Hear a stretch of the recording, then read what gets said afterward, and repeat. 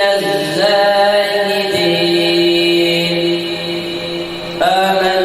بالله صدق الله العظيم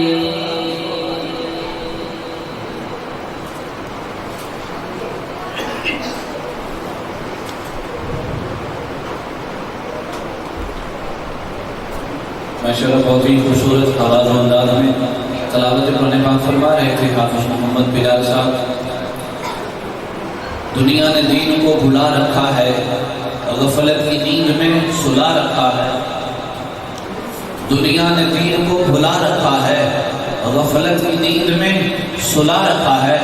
बड़ा खुशनसीब है ये हाफिज जिसने इस दौर में कुरान मजीद को भुला रखा है।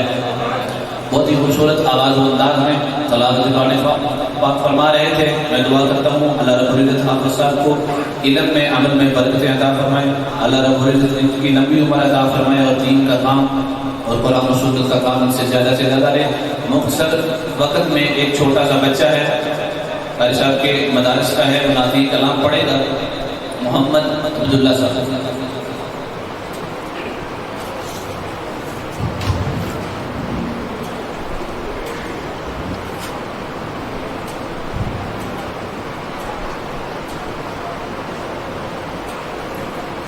अस्सलामुअलैकुम वरहमतुल्लाहि वबरकातुहू।